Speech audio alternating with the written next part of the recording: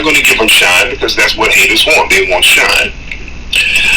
But the haters, nobody was paying attention to them. That's the thing. Some of the haters, nobody was even paying attention to them. One group of haters, some of those Hebrew Israelite dudes. Did y'all see those dudes? Some of the Hebrew Israelites that was way down on the other side, just kind of making some noise and just kind of trying to be disruptive, but nobody was paying attention to them because they had to back up off of our space. We had that whole. We had a permit for the whole spot, so what was permitted, they had to get the hell on off of it. So they had to back up. So nobody even heard them, but they were on some anti-reparations thing. I saw somebody interview them, and they were like, "We don't need reparations. We need Jesus to get us reparations from these crackers." Oh God, it's plebiscite babble. Oh, it was some plebiscite babble. They talking about Jesus is going to be the reparations. I swear they were talking some stupid shit like that. How are we going to try to get these crackers to give us some reparations? This cracker is Esau and the devil. Read Genesis verse 7. And the word is these crackers. The word is cracker. Keep reading. And the word says, "Let there be light." Light means white, and white is cracker. All right. Goddamn plebiscite babble. Plebiscite babble. Nobody wants to hear it. Lord, nobody wants to hear that damn plebiscite babble. That's why nobody was paying attention to it. We're talking about real things that can be really implemented in the real world. We're not going to sit here and just pray for a spirit to come do something. No. We ain't doing that. We're talking real talk here.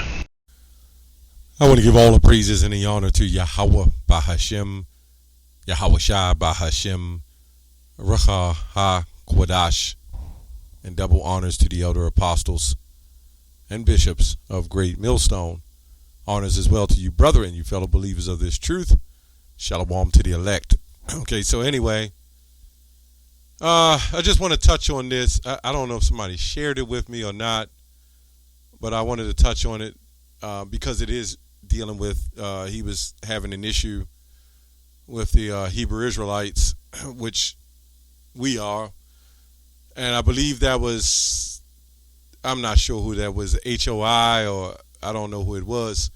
So anyway, there was at some form of a rally or something at the White House. I don't know the whole deal on it. But it just seems that he got upset because they was over there speaking in a manner with the Bible, through the Spirit, of what happened to us, and going into speaking on reparations. So TARIQ, I believe his name TARIQ Nasheed, he was going on the fact that we shouldn't be worried about a sky god. We should go to the oppressors and plead with them, and maybe they will give us reparations. First of all, reparations go to the word repair. How are you going to repair and restore a people that's destroyed on this magnitude? Right? Now, he'll go into his books, and he reads a lot of books. He, comes up with all these doctrines and black people and, what happened. And some of it's true. I'm not saying it ain't. But for the most part, you see all the things that was done. You see all the hell was put on us. But what's your answer? Are you going to stand up, take up arms, and take down this military when they got weapons in World War II that would destroy your whole city? How many of you Jakes own planes? I'm talking about real planes, war planes. How many of you Jakes own a military base? I like to see that. And I don't give a damn if you're a so-called billionaire under a contract.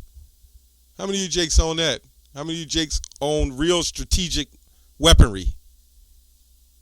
And if you did, how many of you trained to take down this man in his system through your trickery and through your stratagem? Right? We'll wait for that. And a lot of you say that we're cowards, and I had a guy tell me that. Well, what are you going to do? I'm not saying it for the sake of the video for anybody to go out and do anything, but it's just a spiritual thing. And it seems that these black conscious guys that can't think of anything but the carnal, when really these people on the left-hand side that oppressed us use the left-hand spiritual sorcery on us. That's why they gave you a black-ass television. That's why he's giving you cell phones to put your head down and glue into that. That's why he's giving you TikTok. That's why he's giving you all the things he's giving you. I'm also going to go into the little history on the black conscience, where it started, so forth. But first I'll read the scriptures. Proverbs 3:31. It says, envy thou not the oppressor, and choose none of his ways. So, to be honest, none of us, even as Hebrew Israelites, should be really going down, marching in front of the White House, or maybe it's just they have their voice heard. But the brothers did say, hey, we don't want reparations. We want the Lord, right? So there's really no reason to go to the White House. There's really no reason to go march on the front steps. Trust me, they all know who we are and what we do. I mean, it's obvious for all these years, Isaiah 40:31, but they that wait upon the Lord shall renew their strength. So when you wait upon the Lord, you're going to renew. That's your reparations, right? The Lord is going to repair us. He's going to restore us. There's nothing that this man can do. There's a point of no return. There's nothing that he can do. He can even come out and say, you're the real people of the Bible. You're the chosen people. He could even do that, which he won't, because the Lord hardened his heart not to let his people go, right? But let's say even if he did that, there's no amount of money in the world that you can restore families, right? Generations of people that were destroyed. Can you imagine giving these people, every so-called black person in America, reparations? Then with these black-only Africans and black-only Israelites, then you would have to number them by the skin color. You can't make this up. So if somebody's a little bit too light, they don't get it, right? I guess that's what I see it to be. But anyway, let's go to a little history on this guy. When you go back to the 60s, 50s, 60s, you had a lot of activism. This man name was Steve Biko. So we're going to get into, I'm going to read a little bit. You can go look this up, different sources. It says, Biko is initially interested in studying law at the university, but many of those around him discouraged this, believing that the law was too closely intertwined with political activism. Now, I'm not going to go too far into this. A lot of this was stemmed around religion and activism, right? Because where he went was basically a Christian-based school, something like that. Could be wrong. It said something of that nature. So I'm not going to go into too much detail about it, but it says here he secured a scholarship in 1966 into the University of Natal Medical School. There he joined the biographer Zolio Manku, called a peculiarly sophisticated and cosmopolitan group of students across South Africa. Many of them were later held prominent roles in the post-apartheid era. The university was affiliated with the National Union of South Africa Students, who have taken pains to cultivate a multiracial membership, but remain white dominated because the majority of South Africans were from the country's white minority. As Clive Nettleton, a white leader of this school, right, put it, the essence of the matter is that the NUSAS was founded on white initiative. It's financed by white money and affected by the opinions of the majority of its members who are white. Now, going into that, I'm not going to read this whole thing. He wanted to, they didn't cut him any slack, and he fought to get some form of independence, but by all means, they were all still funded by white money. After all, that's who money is. We could see this with the same movement with Martin Luther King, Medgar Evers, and all these movements, even the Nation of Islam. It's all funded by white money, right? Every last organization, all the way up to the Black Lives Matter, still funded by George Soros and white money. So my whole point is, all these people who claim to be so-called black African, Pan-African, black nationalists, whatever they want to call themselves, they're still funded by the white money at the end of the day. And as a list of men, the HBCU with Richard Humphreys, a Quaker, he funded the black schools. Why did they fund black schools? To re-educate, replacement theology, to take Negroes and turn them into Christians. The only thing the black conscience pretty much is as a rebellion from the Christian college, so to speak. Right? But they were still under the authority of that money. And guess what? All these black Pan-Africans, they follow all kinds of different doctrines. That's why Sanetta sits there. They got all these different doctrines, the Egyptologies, the Zulus, and, everything else they want to follow. And they all believe in gods and deities. You can look that up as well. I can't imagine to tell you how many gods the Egyptians followed. Now, everybody gets mad because we follow one power. But these guys, these people, following hundreds of gods.